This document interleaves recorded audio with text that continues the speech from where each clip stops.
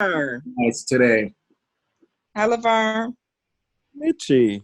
What up? How y'all doing? Hey, Miss Laverne. Hey, Miss Laverne. Right Hi, now. Miss Laverne. Hey, Miss Laverne. Nora, Leah, Robert. Hey, there's Joe. Hey, Joe. Hey, Rhonda. Hey, Samantha. How you doing, Mitch? How you doing, Rhonda? Good. I miss you, Mitch. Why don't we I miss you too. why don't we go ahead and get started? Gonna go ahead and mute everyone. Okay, so thank you all for coming. We wanted to take a moment and remember Leroy. So with that, can we take a moment of silence to reflect on Leroy's life and what he meant to all of us?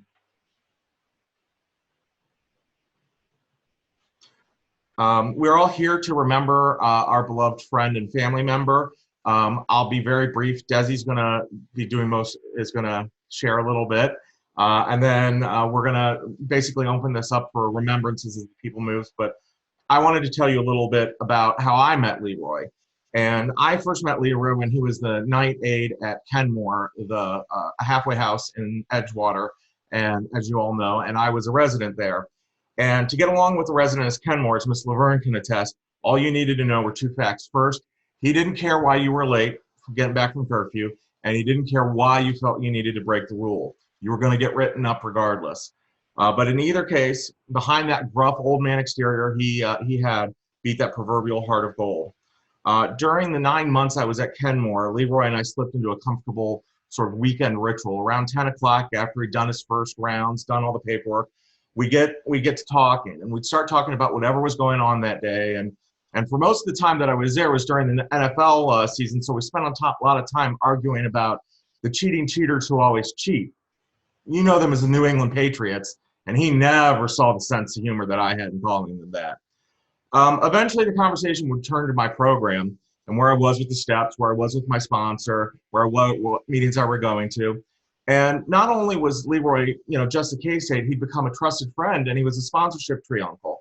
And he took that responsibility very, very seriously. Many times I found that my sponsor had been fully briefed on a problem I was having before I could even talk to him about it.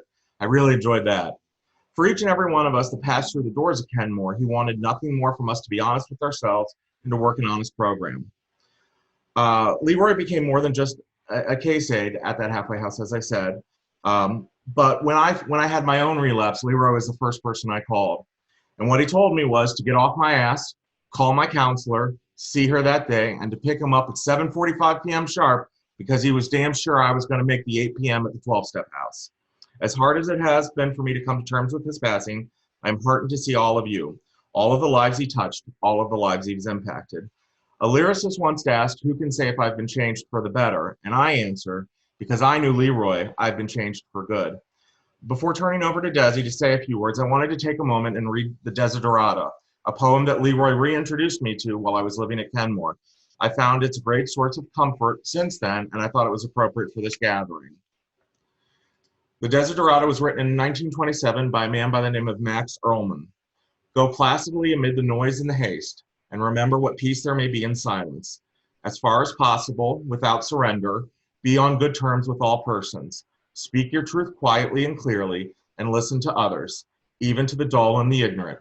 They too have their story. Avoid loud and aggressive persons. They are vexatious to the spirit. If you compare yourself with others, you may become vain or bitter, for always there will be greater and lesser persons than yourself. Enjoy your achievements as well as your plans. Keep interested in your own career, however humble. It is a real possession in the changing fortunes of time. Exercise caution in your business affairs, for the world is full of trickery. But let this not blind you to what virtue there is. Many persons strive for high ideals, and everywhere life is full of heroism. Be yourself, especially do not feign affection. Neither be cynical about love, for in the face of all aridity and disenchantment, it is as perennial as the grass. Take kindly the counsel of the years, gracefully surrendering the things of youth. Nurture strength of spirit to shield you in sudden misfortune, but do not distress yourself with dark imaginings. Many fears are born of fatigue and loneliness. Beyond a wholesome discipline, be gentle with yourself. You are a child of the universe. No less than the trees and the stars, you have a right to be here. And whether or not it is clear to you, no doubt the universe is unfolding as it should. Therefore, be at peace with God, whatever you conceive him to be. And whatever your labors and aspirations in this noisy confusion of life, keep peace in your soul. With all its sham, drudgery, and broken dreams, it is still a beautiful world. Be cheerful, strive to be happy. I was very pleased and happy that he shared that with me, and I learned of it again. And I thought that it was an appropriate summation of how Leroy lived his life. And with that, Desi, if you'd like to say a few words.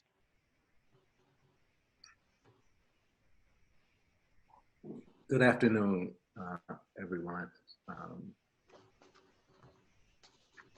It's an honor and a privilege, to be asked to share a few words about Leroy. I've thought, about this ever since Matt and another friend, volunteered me to do this, because I don't have a lot of dates that I can share with you, but I can tell you that I've been knowing Leroy since he started his spiritual journey. Leroy and I, we would meet a lot of times up at Rogers Park. I know he's done, a lot of work in the recovery community with Men's North and different organizations, that serve this community. Leroy and I met casually, just seeing each other oftentimes at meetings and at the club, the meeting that used to be there on Lunch Street, in the church, in various places around Rogers Park. But where our relationship really began to grow and foster was when he started attending the annual AA men's retreat. It was there, where Leroy and I began to get really close. We would spend, I don't know, at least 4 or 5 hours out of the day there, Friday and Saturday. We didn't spend much time Sunday because most of us was preparing to make our journey back home to what we call the front lines of life. But while there at the retreat, Leroy and I, most every year, would find time to walk St. Joe campus and just talk about inventory. We use the word inventory, but in the real sense of it, the inventory is, taking a look at self. And somehow we kind of hit it off, and that's where our honesty with each other, really took shape. Is in those walks. And during the year, we would reflect on the retreat and that. And it was probably 4 to 6 years ago that Leroy would reach out to me and ask if we could be 10-step partners. Well, most of you, from looking at my screen here, I'm sure know what 10-step partnering is. But there are a couple of faces that I'm not familiar with. So I'm going to just share what 10-step partnering was for Leroy and I. Leroy was interested in being able to honestly talk about his day with someone. And he thought enough for me to ask me to be his partner. Now that is an honor. For me, that is an honor. Anytime someone today asks me if I could be a personal help to them, it is an honor. And so we started off just, going by the big book and looking at the, the literature, the text around the 10th step. But soon after that, like in our second or third time meeting, we thought we should build some structure, something that would help us to really be able to get honest and really be able to look at the day. So we decided that we would start our meeting with the 10th step prayer. I don't know if that is, what is the status quo, but that was one of the things that really got us focused for what work we were getting ready to do. In the next meeting, we thought that there's so much going on in our minds by the end of the day, and we would meet at 8 o'clock. So we would have had an entire day. And so we also thought, and this is like the second or third meeting, that it would be really nice to be able to step back, similar to the retreat, step back from the day, take a moment to settle ourselves, clear our minds, and then, begin to be able to, while being back from the day, take a look at the different relationships that had occurred during the day. And so we would have sometimes 15 to 20 minute, and I don't mean sometimes, I'm just saying sometimes the meditation would be 15 minutes, sometimes it would be 20 minutes. It just all depends. But what we would do in those 10 or 15 minutes is we would just get quiet, and the goal was to just focus on our breathing. It was my charge to end the meditation, so that's why I say sometimes it'd be 15 minutes, sometimes it'd be 20 minutes, because you guys know I can sometimes be long-winded. And while in meditation, after doing this for a while, for me, meditation, it really gives me an opportunity to focus on something. And our first night of meditating, Leroy said to me something like, and I know I don't have his words verbatim, but he said to me something like, that was the best experience that I've had. I could actually see myself looking at myself.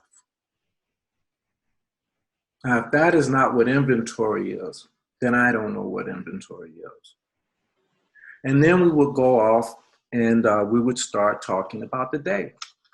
And we had it set up where we would start asking each other the questions, were you selfish in anything that you did today? Things like that. It would be, we did it in a fun way. And we would be able to laugh at, where we struggled during the day.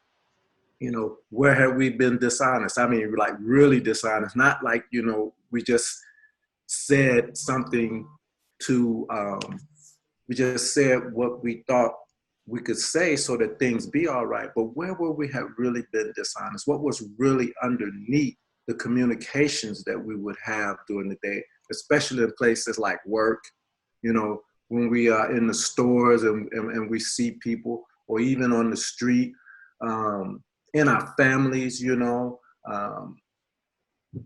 and I don't think it's my place, to talk about the conversations in detail that we had. But Leroy had got to a place where he had reconnected with his family, his daughter, his grandchildren.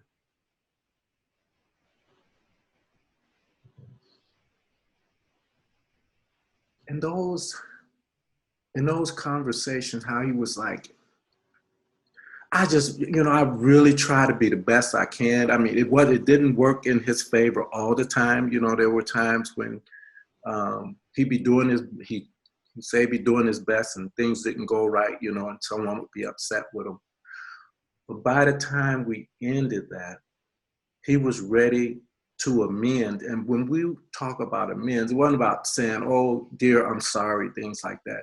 The amend, again, was being able to look at self where something was either being disturbed, something was causing some fear, and seriously want to talk and work through that so that that block is gone, so that and the thing, about 6 or 7 months into, I can't talk long about this kind of stuff, but about 6 or 7 months into our daily or nightly 10-step conversation, there was more laughter.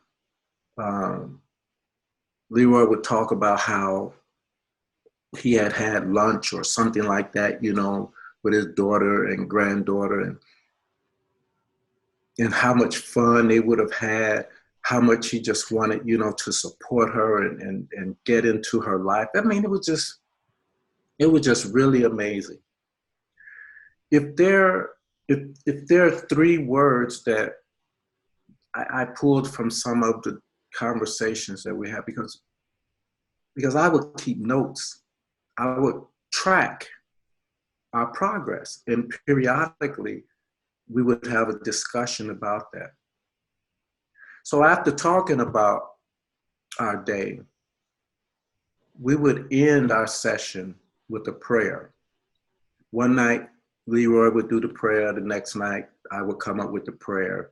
Sometimes they would be structured prayers from different literatures that both of us enjoyed. And sometimes we created our own prayers. And the prayers were created around the conversation that we would have had. And I just remember after getting, off the phone with Leroy, there would be like so much stillness, so much peace in my space.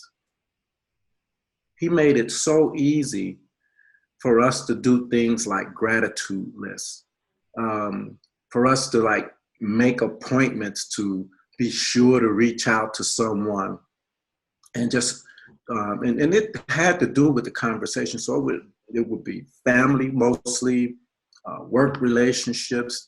He had a relationship with his coworkers at one of the stores that he worked with, and he would talk about how they would bump heads sometimes. And one of the funny things about that is he was so proud of his work that he would clean the floors and make sure that the whole place looked spotless when they opened the doors in the morning. And he would tell a story how sometimes he just beat and cleaned the floor, and people come in there tracking, it being rained or something, people come in there tracking the floor up, making it muddy and stuff like that. And that's one of the things that would upset him. And he would go to someone, his manager or whatever, and he would complain about that. And he would be disturbed about it.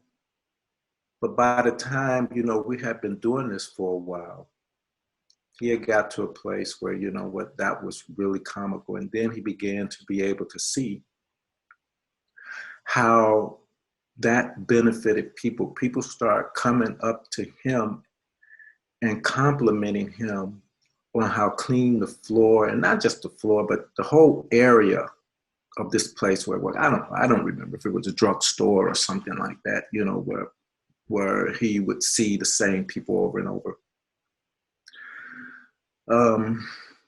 But there were three words that stood out for me in our conversations, and that is reflectivity, Leroy accountability, Leroy proactivity, Leroy. He was always reflective of himself. In our meetings, he would talk about how things how his relationships had got him disturbed, but very seldom did he talk about what somebody else was doing. He would continually do that inventory, reflect on himself. Accountability. I know before the 10-step call and even before we would be at the retreat together, when Leroy and I first got to know each other, I remember Leroy used to come in meetings and he would be upset. He would be talking about how people's behavior was and what they were doing and blah, blah, blah, blah, blah. And I would say something to him like, just keep coming back, Leroy. Because even for myself, I knew that it took practice. I knew that it don't just come overnight. And so by the time that we had begun to really get into being 10-step partners, Leroy really was taking accountability for his life. He had gotten to a place where he's no longer blaming other people. We had this phrase that we would use, and it went something like, we understand that people are doing the best that they can based on their level of consciousness. We're all in this thing together, and if there's anything that I can do to help somebody, then that's what I want to do. And the last thing, the proactivity piece. Before we would leave that call, we both would have made commitments to how we were going to improve our relationships the following day.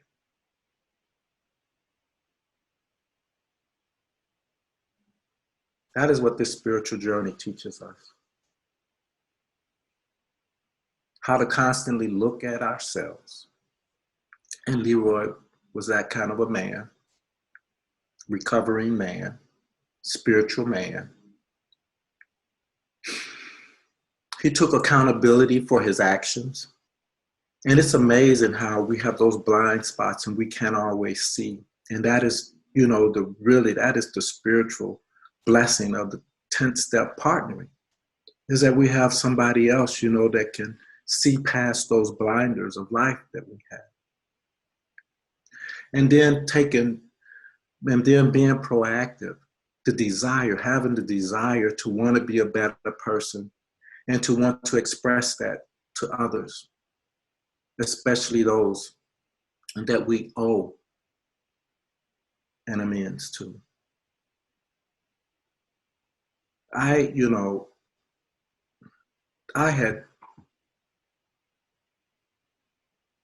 had texts with Leroy the Wednesday before his passing, just to check in to see how he was doing, because his spirits were always high.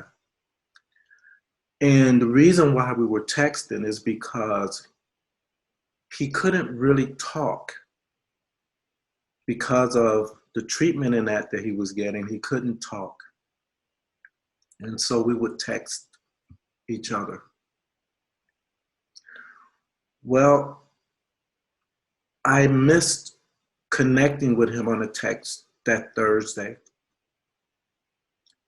And again, I tried that Friday. And it was later in the day, Friday, where I got a message that the hospital was looking for, I forget the term that they use. And then Saturday, I heard that he passed. I don't know Leroy from birth, but I think I knew so much about Leroy from sharing in a 10th-step partnership with him, that from my heart, I know that he was a great man. I know that he was a blessed man. I know that he was a spiritual man. And I know that he was a good man. And that's all that I have to share on my brother Leroy. Thanks, Matthew, for giving me the opportunity. Thank you, Desi. For the remainder of the time, we are going to open it up for people to share their own remembrance of Leroy as the spirit moves. Samantha, could you explain how to use the raise hand function, because I don't? Absolutely. At the bottom of your screens, there should be, whether you dialed in on or whether you were on a phone or a computer or whatever, there should be an area that says participants. And if you click on that, you should get a screen that allows you to select a raise hand option. And that should put you in a position to make a comment. Now, if you are struggling with that or whatnot, maybe, you can just like wave or something, which is not ideal, but we want to make sure that everyone who wants to speak can. So that is my feedback on that. Does that help?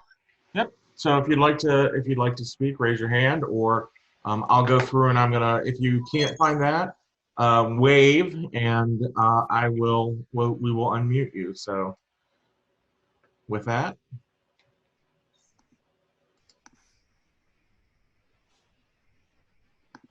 Go on.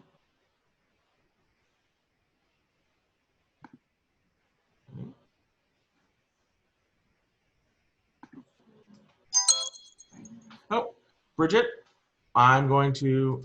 Bridget C. Hi, I'm an alcoholic. Oops, I'm sorry. My name is Bridget. And I'm glad to be able to be here to honor Leroy, who's a really special person to me. The biggest thing about Leroy I would never forget is that he used to always say, "Who loves you, baby?" That was one of his favorite terms. And I met Leroy too when he first came around the room. And we used to do a lot of fun things together. Leroy loved going to the movies. And he used to love sci-fi movies and superhero movies. And he was really into superheroes and stuff like that. I really didn't like that stuff, but I would go, because I know that's what he liked. And sometime he'd have to go sit through some of my kind of stuff that I like, And I had just gotten in from the store. I don't know why I wanted to say it was a Thursday or something. I don't know. But I knew Leroy had been in the hospital, and I knew he had been, back and forth, and he had been commenting, on Facebook and stuff like that. So it was like, I knew that he was sick, but I really didn't think he was like that type of sick, because his attitude and everything was just, like Desi said, so lifted up. And thank you, Desi, for your talk. It was so lifted up and everything. And I came in, I just walked in from the store. It was something like about 2:00 on whatever day he passed, and I got a phone call from his sister. Leroy has a twin sister, and her name is Louise. And she called me, and she was saying, "Can I speak to," and she couldn't get the name right. I don't know if it was because she couldn't understand the spelling of or Leroy's writing or whatever, but she wasn't pronouncing my name. And I said, "Well, my name is Bridget." And she said, "Oh, okay." She said, "Well, my name is Louise, and I am Leroy's sister." And I never met Louise, but I knew Leroy had a twin sister because he would always talk about her. And she told me that maybe like a month ago or something, that Leroy had given her an envelope. And the envelope had a couple names in it, and he had told her that if anything was to ever happen to him, you call these people. And she said I was one of the people in the envelope, and I was shocked. I mean, we were, okay people, but it was just so many more people that, I mean, I don't know. But anyway, I was honored when she said that Leroy had thought enough to put me in that envelope. And I really didn't know, I knew that he went to Bryn Mawr 2 a lot. So I began to try to reach out to find out who, his sponsor was, and just to try to, get the word out. And I talked to her, his sister for a while, and I've been calling her. I don't really, like I say, know her, but I've been trying to stay in contact with her. I feel like I was a part of this for something. So, I knew Leroy. I think he had 2 daughters. He used to always talk about his daughters and his granddaughter and how they would get together and go to the show and go eat. And I just watched him grow, like Desi said, into that person that always came and being mad about this and that and complaining in the meetings about who did and this and that, to becoming this calm man and rebuilding the relationship with his family and his daughters and his sister, because his sister talked about how much she really loved him, and how much he was a joker and a kidder all the time. And she said that she just really wished she just had taken this whole thing a little bit more serious than what he did, because he would even joke about that. She said that she told me one of the last things he had said was he wasn't worried about nothing, because and she asked him why not, and I thought she was gonna say because because I got God on my side, and he said because I'm a superhero. That sounds like something Leroy would say. He was just so fun loving and everything, and I am really going to miss him. He's in a better place. He got his wings and have flown up to heaven, and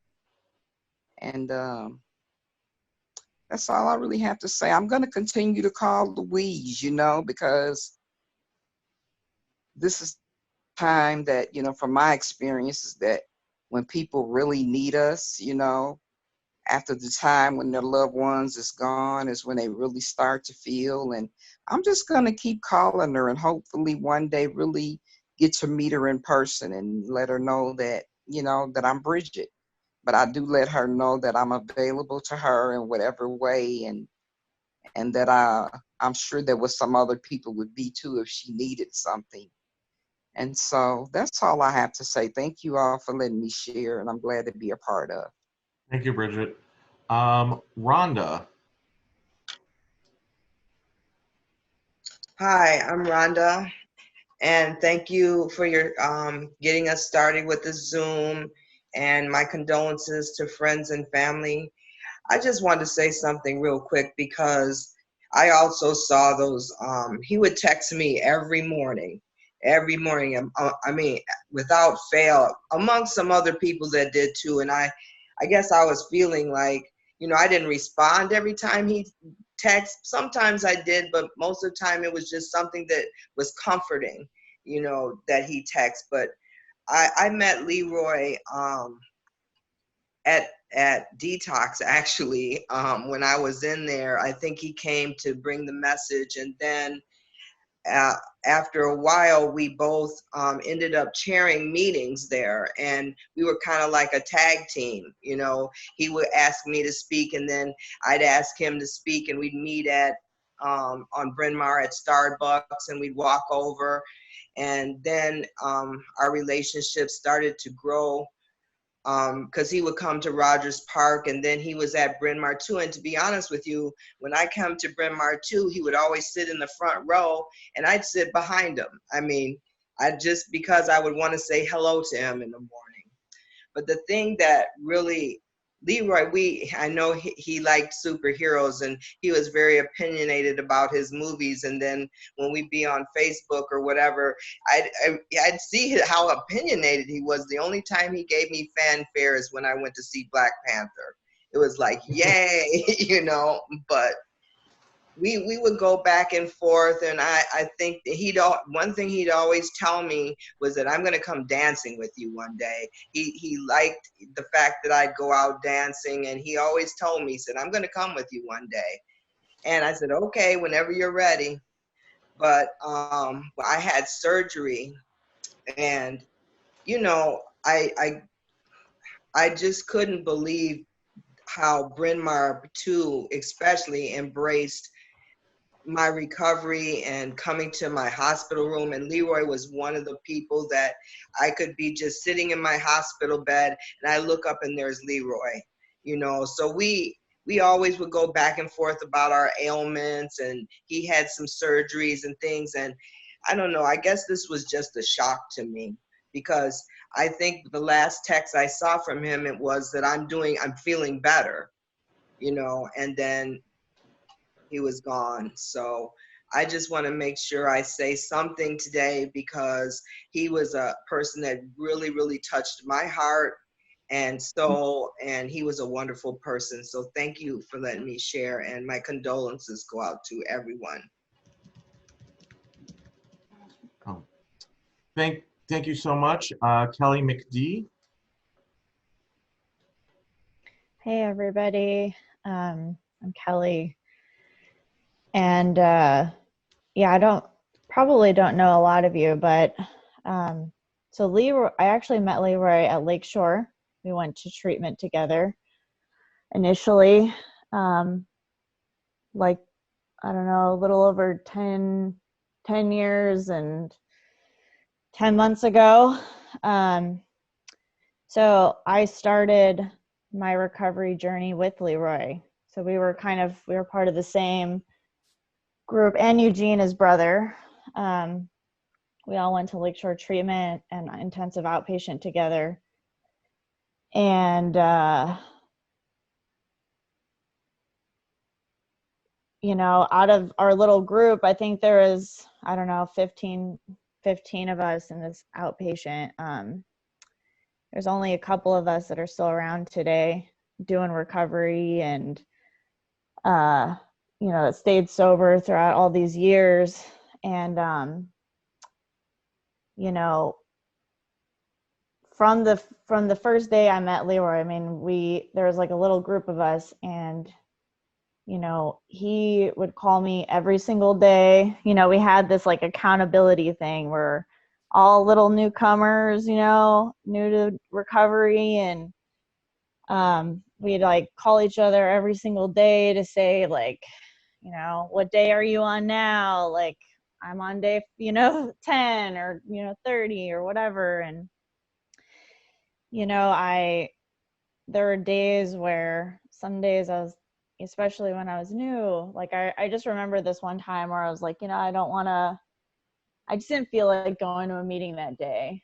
And Leroy called me and was like, so which meeting are you going to? And I'm like, I'm not going to go today. And he's like, well, would you have a drink or use today? And I was like, you know, back in the day. And I'm like, well, yeah. And he's like, well, then you should go to a meeting. And he would like make me, you know, he'd be like, all right, I'll meet you at this meeting at this time.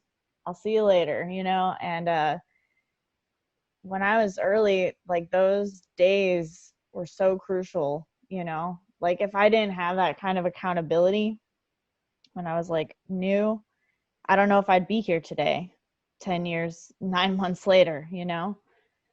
And so I moved to Washington State, you know, and I started my recovery journey here, and we kept in touch all of these years, you know, and my whole family's still in Chicago. And so every time I go back to Chicago, I try to like meet up with Leroy and, you know, a couple of the other people. And I'm super grateful that the last time I was in town in the summer, I was able to celebrate his 10 years with him, you know, and I was about to get 10 years, and, you know, I went to a meeting with him, and, you know, and we were just kind of reflecting on like how much our lives has changed since we first started this journey, you know, and neither of us really had much of anything, you know. And then, you know, to hear him having his relationship with his daughters and his becoming the granddad and that he always wanted to be, and spoiling them, and buying them whatever they wanted. And, he loved that. And it just like the pure joy on his face when he would talk about that, like he had nothing but love, and the "who loves you, baby." I mean, I think somebody posted that on Facebook, and it's like, that's the one thing I always think of when I think of Leroy, because every time I talk to him on the phone, he'd be like, "Who loves you, baby?" And it's like, oh man. And it's just, yeah, it's just, it's like I grew up with him in a sense. And, this new growth, like maybe I didn't know him my whole life, but it's like, I feel like when I started this recovery journey, it was like, that is my new life, right? Like I was reborn into this person that I always wanted to be, and hopefully thought I could be, and like to see him do the same thing. And just, anytime I ever needed anything, he was always there. And it's heavy on my heart, it's heavy on my heart because, like I said, there's not a lot of us from that group left, and a couple of them didn't make it, and didn't stay on this recovery journey, and the disease took them, and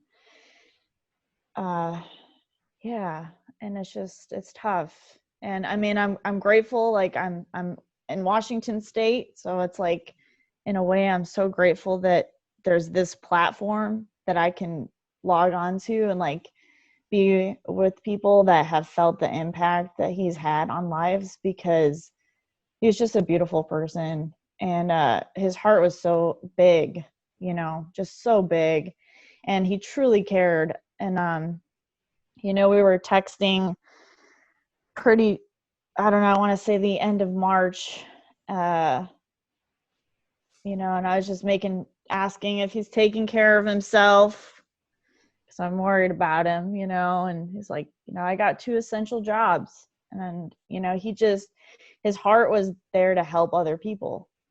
And he's like, I'm going to keep doing them, and he's like, I'm 67. I've been doing this, if it's my time, it's my time. And,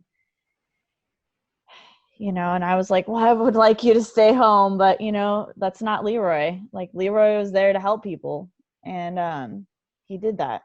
So I don't know. It's going to be sad, not getting those text messages every single morning, and not getting those, just every holiday, and every time our, recovery dates would come up, because he was like 3 weeks behind me, and,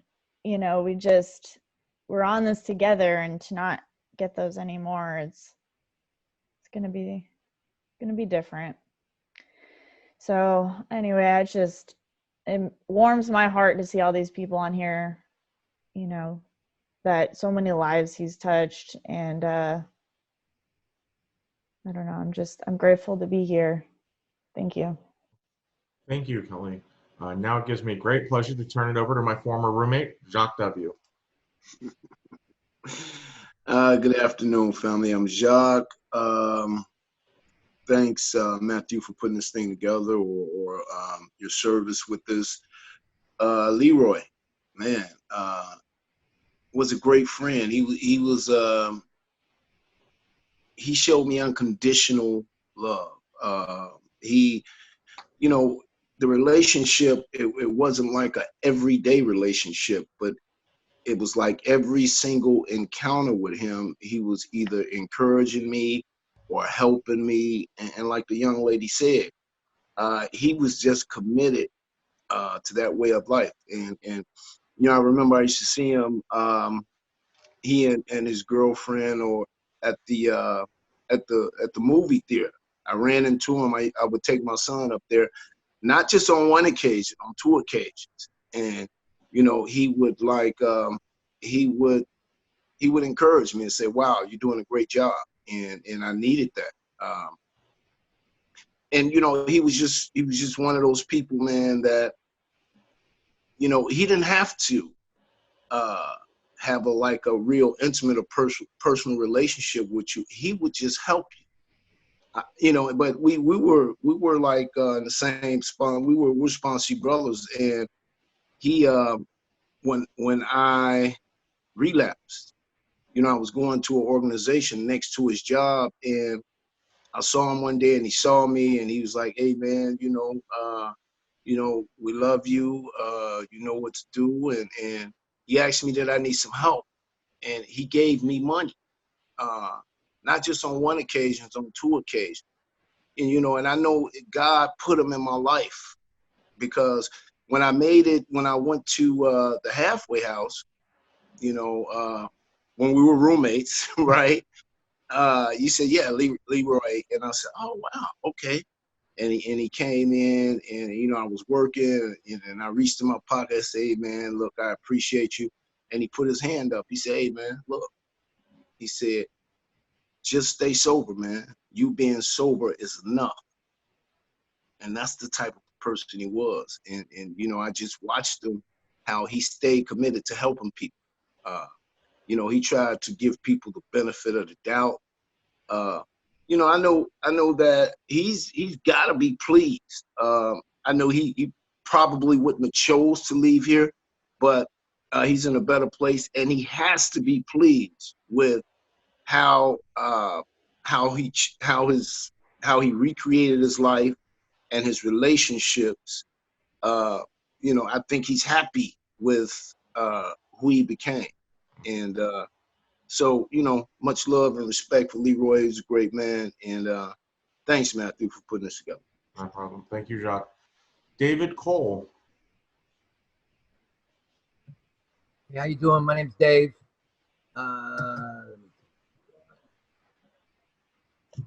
Yeah, I met Leroy about to be about 5 years ago. I was panhandling underneath the Lawrence L stop, you know, homeless, hopeless, and he just for some reason stopped, because I'd seen him pass by a couple times, and one day he stopped and he said what was wrong, you know, and I told him my situation, and he took me, he showed me Heartland, you know, and I was right down the street. I didn't even know it was there. And, you know, I used the medical services, you know, everything that was offered there.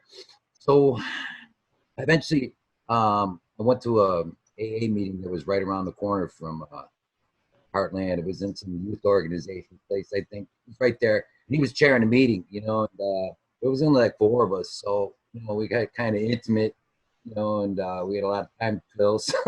So he let us all ramble on about what's going on and stuff.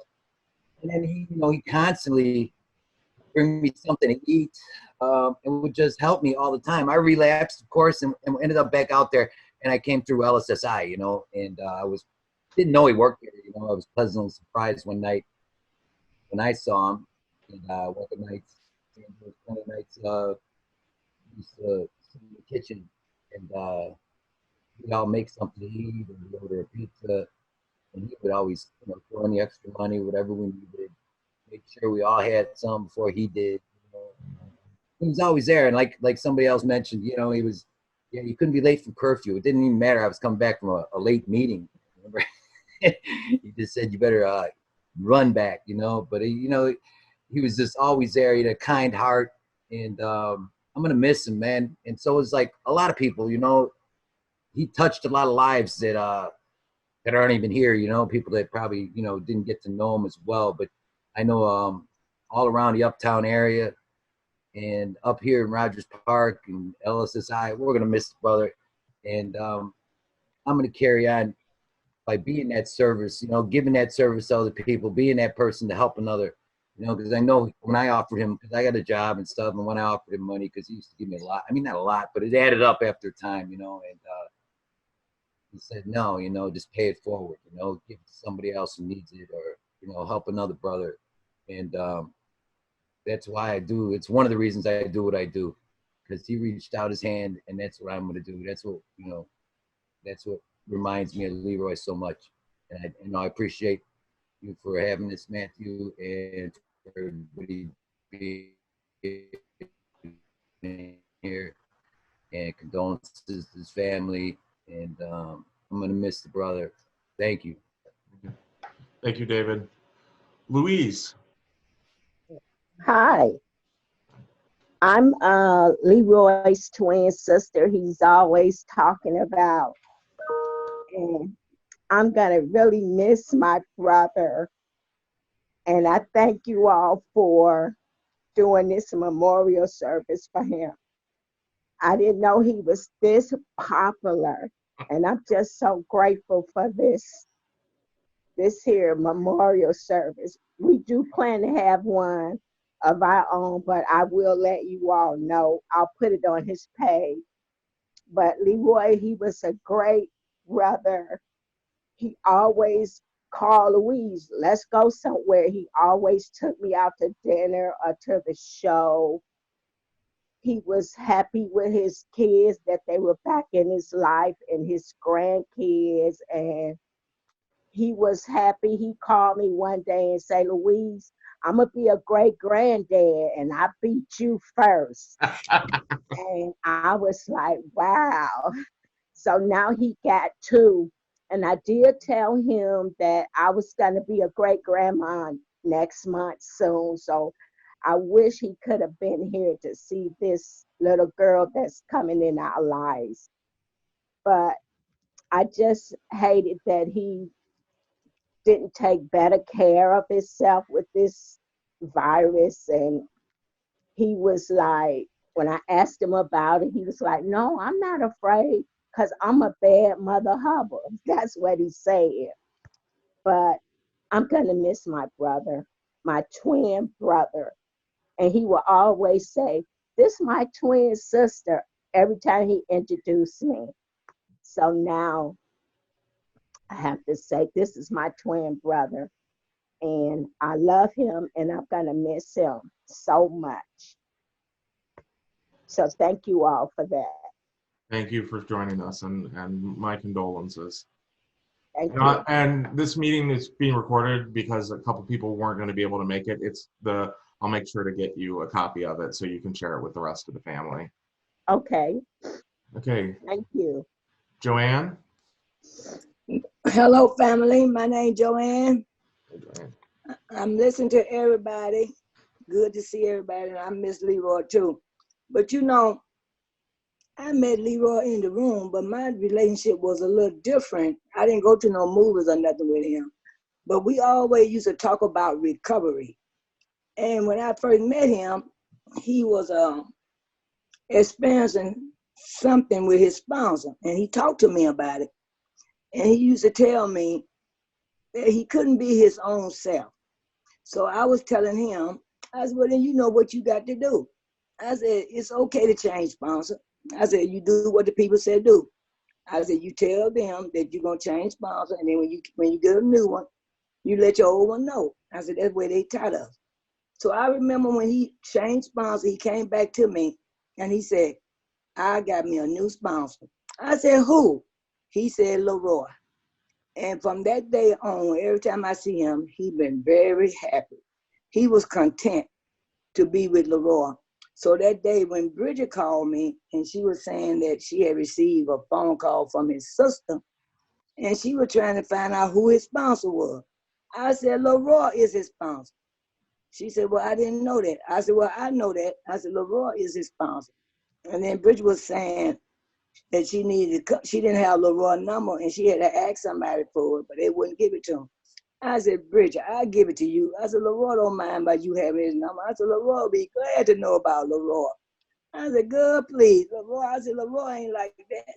So I gave her Leroy's phone number because I know that Leroy and Leroy, they were close as sponsor and sponsee, and he trusted Leroy, and that's who he was working with, and he enjoyed being with Leroy. But you know, the most important thing that I got out of Leroy's message before he passed on, you know how they say that we once you come into this new way of life, sometimes people that see us or hear us, they might not see the book, but they'll hear us. You know, the message that he passed on Facebook, when he let us know he was at when I read the message, he was at Wise Memorial Hospital. And he left a message and said he was doing okay. He said, but he did not take the suggestion of wearing his mask and practicing social distance. He said, and that's what happened to him while he ended up at the hospital. I appreciated that. I didn't know that he was going to pass on because I thought he was getting better. By listening to by reading his message in Facebook, it seemed like he was recovering from it. I didn't know it was going to take a turn against him. But he would let me know, as well as so many others who ever read it, that it's a must, it's essential, that if we want to try to live this way, we got to wear the mask. We got to practice social distance. It really don't matter if it's my family, my children, my whoever it may be in my life. No matter where I go, they telling us, people's on TV telling us, this is what we must do. And Leroy, he let us know this before he went on to be it. He let us know this before he went to rest. So he passed the message. He let me know, Joanne, this is something you must do. In order for me to do it, to live, I got to do it this way. So I got a lot out of that. And I know Leroy will be missed. And I give my condolence to the family and as well as the brothers that was close to him that helped him along his way. And with that, I keep coming back. Thank you. Thank you. Durisha. Oh, sorry. There, you're unmuted.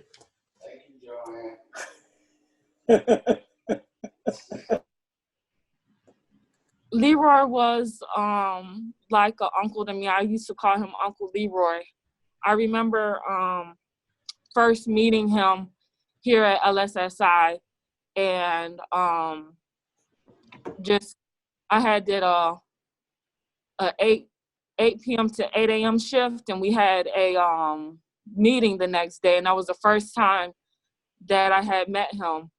And he brought in some donuts, and he was talking about how he had to go to his other job, and he was just cracking me up the whole time. He was a good man to be around, very happy, and whenever I would feel down, I could go downstairs and talk to him for a while. And he was just a great person to be around and a good coworker to have. And he would tell me, like, if somebody don't like you, well, F them. You're a good person. You just want to help people. And we would just have long conversations together when he was around. And I'm really gonna miss him a lot. In the short amount of time that I did know him, it was just months that I knew him. He just showed me a lot, and you could tell he was a man of wisdom. He always watched his sci-fi shows, and he was a good man to be around. And my condolences to the family and his friends and everybody that's gonna miss him as well. Thank you. Thank you. Nisi. Hi, Nisi. Yeah, this will be short and sweet because I have my little one and he may scream.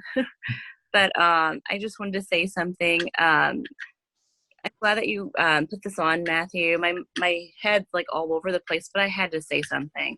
I knew him from a common place that we went to, and I also knew him because he was a coworker of mine at LSSI, and he was one of my favorite coworkers. He was a very fun person. I wrote a little bit down because my mind's all over the place.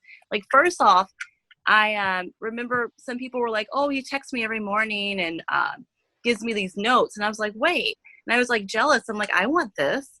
And so he put me on the list. And so every morning he would like text like these sayings and these like, it's, you know, it's a great day to be alive. And all these like emojis. And I loved it. It was really nice. And some other people that would hear me talk about being like, oh, he texts me and they're like, I want that. So I don't know how many people he texts. It was just the kind of person he was. And it was so funny because I keep up with him by the text. So sometimes he would miss a couple days and I would call him or text him like, hey, what's going on? You missed some days. And he's like, oh, I got busy. And I'm like, I missed this. And I love that he was always fun, very honest. Like if you ever wanted to know what he was thinking, or if I ever had a question, he'd tell me like, this is what I think, or, and he loves superheroes and I didn't understand that. And I think I got in a debate with him about it. I'm like, this is so dumb. And it was a fun debate because he was just like trying to explain to me why it was so great.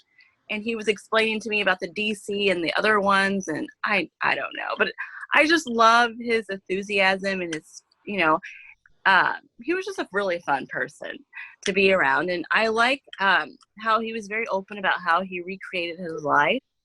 And I always thought that was so inspiring that he was so honest about how his life used to be and like what it was like now. And I just thought it was just, I really appreciate his openness. And I always thought that like, if he can do that, like that's amazing, and how much he changed. And he would tell me like, I used to do this. I'm like, there's no way. I cannot believe that. And he's such a generous person. And at work, they had a baby shower for me and he wasn't able to make it. And he kept texting me. He was like, I got you a gift. I got you a gift. I said, okay. He's like, I got you a gift. He's like, I got to meet up and give it to you. And he was really persistent about it. And like, I met up with him and he was very generous. He gave me some money and it was very generous of him. And he was just like, I had to make sure you had this. And it really touched me so much because he was just always thinking, and he would message me and he was just such a great person. And if I ever needed to like switch shifts with him, if he could do it, he's like, I'll do it. He was just so helpful. And then I would keep up with him by text or by Facebook. And even on Facebook, like he wanted to help people. He's like, this is what I should have done. And I didn't do that. So it's like, even when he wasn't feeling well, he wanted to help others. And that's how I always saw him. And just a fun person. I'm definitely going to miss him. I'm going to miss his enthusiasm and his laughter. And especially like when I was pregnant, he would always bring me food. And I just thought he was such an awesome person. Like, I feel like he would have gave you the shirt off of his back. If he, like you couldn't meet a nicer person. Like you just could not meet a nicer person. And I feel like my conversations were always about me because he always is like, how are you doing? And like, what are how are you feeling? And I just thought, just such a sweet person. And it's so nice to meet on Zoom his half sister. He loved his family. Like and he would talk about his like grandkids and his siblings. And it was just so wonderful, being around him. And it was such a joy. Never a dull moment when we were together. And I just wanted to share that. I really love him and he's going to be missed. And I'm going to tell the little guy about him too. And how much he loves superheroes. Because I remember one time he was telling me that he was, him and his girlfriend were going to go. And I was like, oh, well, what are you going to watch? And he was just like, what do you think? The new superhero movie. And I'm like, the new one that came out, I think it was Avengers. And I was like, oh, okay. So, yeah, I just wanted to share that. Thank you guys for putting this on. Thank you, Nisi. Michael. Hey, how y'all doing? Hello? Hello? Hello? We can hear you. Okay. Yeah, I just wanted to say I'm gonna miss Leroy. I remember meeting Leroy, I think it was in 2017 when I was living in Safe Haven. And then in 2018 when I came to live at LSSI, Leroy was working here. He used to do the room checks. He come in there and shine a flashlight in your face at night, But I only stayed here for 2 months. And then I left and I came back here to work. And Leroy had ended up being my relief every on the weekends, and just like tonight, I would have been waiting for 8 o'clock for Leroy to come and relieve me, and I used to always remember, hearing the elevator open right there. And I always be like, Leroy, ski, when he get off the elevator, you know, and he be like, hey, you know, and, you know, it'd just be a happy moment. He was always early for work, like an hour early. And he had that okie doke cheese, hot cheese popcorn, and that sugar-free Rip It with him. But you know, I'm really gonna miss Leroy. He was a good guy. You know, and my condolences to the family. You know, and that's all I got. Thank you. Mia. Oh, hey, I am Mia, and I'm gonna miss Leroy. I was just thinking, you know, I didn't know whether I was gonna say anything or not, but listening to everybody, you know, when they're reminiscing, and we get a chance to see how a person evolves through their, you know, recovery process, and how. And I was in on like how he was way in the beginning, sort of when he got one of his first service positions, when he became GSR for a group. And we were talking, and I was like, well, you know, you need to come to the area assembly where all of the GSRs meet, you know, every month and a half or so, you know, so you can see how everything goes on in the program, and who makes all the, how you make the decisions and take your information back to your group and stuff. And so he begrudgingly said, okay, I go, you know. And so I came up, we picked him up, Ruby and I, and we went to the assembly. Now when we got, it was someplace kind of far away, and they didn't have good parking. So I had to park like about 2 blocks away or something. And at that time he had some back issues going on, and it was a little difficult to walk, but one of the reasons why was because he was real resistant to exercise. So he had to walk 2 blocks, and oh boy, did he let me have it. And he told everybody at the meeting when we got there, Mia made me walk 2 blocks to this place. You know, I got a bad back and blah, blah, blah, blah, blah. And then on the way back though, once we got back to the car, he was like, you know something? You say that really kind of made my back feel better. You say, maybe I need to do exercise like they told me to do. So after that, he started telling me about how he would do these different exercises. And I think he had seen a chiropractor for a minute, you know, and with getting different ways to just feel better. And after a while, he started moving really well. And he was like, you know what, I really appreciate you making me walk them 5 blocks. I'm like, it wasn't 5 blocks, it was just 2. You know, and then we'd meet up at the picnics and stuff like that. And one of the last pictures that I have of him is, I think a couple of years ago at our Bryn Mawr 2 picnic, with he and I, and I think Wanda and Katina in the picture. So, you know, I was like, yeah, it's sad, you know, that he had to go this way. And like Joanne said, he left instructions for us to follow, you know, of what to do, you know, about this situation, and to not be, you know, resistant to what people tell you sometimes. And, but, you know, I see that he was able to, you know, do all of the things that he had wanted to do, that being resistant to recovery was keeping him from doing. And then as soon as he gave in to it, then he started to blossom, and he did everything that he wanted to do, that he needed to do, and he left here happy. So. Thank you, Mia. Veronica. Oh. Hi, everybody. Can you hear me? Hello? Yep. Yes. Can you hear me? Yes. Yes. Oh, hi, everybody. My name is Veronica. My condolences to his family, Louise. My condolences. I've never met you personally. Your brother was a wonderful man. And I've known him from way back when he used to make the meeting at Uptown Ministry. And I was still struggling at the time. And just a couple of months ago, I was finally able to chair this meeting on Kenmore. And I asked him to speak for me, and he came out and we shared some things. But this last 5.5 years, he has been sending me inspirational texts and prayers from the very beginning of my recovery. And you never really know how much you miss someone until they're gone. And I must say, Leroy had integrity.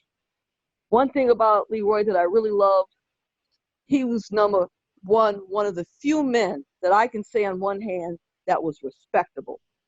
Most of the men that I came in contact in the program, most of the men I was used to dealing with were just rotten to the core. Disrespectful. Leroy had so much respect. He never came at me in the wrong way. And that is the one thing that I will always love and respect about him. And I know that he has his wings now, and I miss him. You know, I saw him a couple weeks ago. A few years back, I went into the pharmacy at Lauren's house before it moved, and he was working there. And, you know, we had a conversation then. And it was always about something in regards to inspiration, something about regards to, it was recovery related. He was never on no BS, you know, and I would truly, truly miss him. Thank you all for listening. God bless everyone. Thank you. And Samantha for the last comment. Hey, Samantha, alcoholic. I just wanted to offer my condolences as well. I did not know Leroy super well, but there were a couple of things that I knew and really liked about him. And I agree with Veronica. He was a giver of hugs. And I've been at a lot of meetings where I haven't always appreciated the style of the hug. It felt a little too, you know, but Leroy hugged you and there was nothing attached to it. He was just giving you a hug. And he would sometimes call you baby or baby girl, and I loved that. I loved it. And I knew him also because he asked me to speak at a recovery home where he had done service work there for 2 years. Every Saturday, he showed up and found a speaker and brought these guys speakers every week, and he did it alone for 2 years.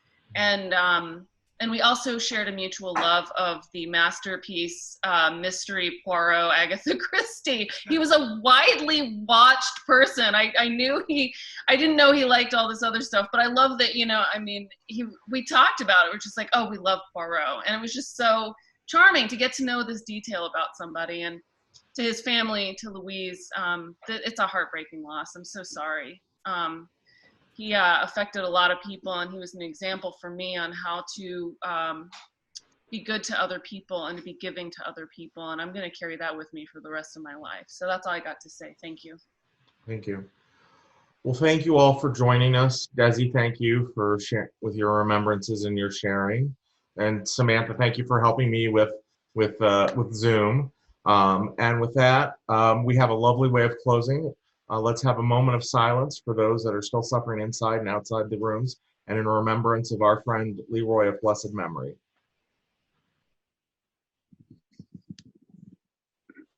Thank you all very much, and have a wonderful rest of your Sunday. Thank you. Thank you for Thank having you me. for putting it together. Bye, everybody. Yes, Thanks, God Matthew, bless you. putting it together. Bye. God bless. Bye-bye. Good job, Matthew. Thank you. You, God Matthew. bless Leroy. Yeah, very Rest good. Hey, Dave. Rest in peace.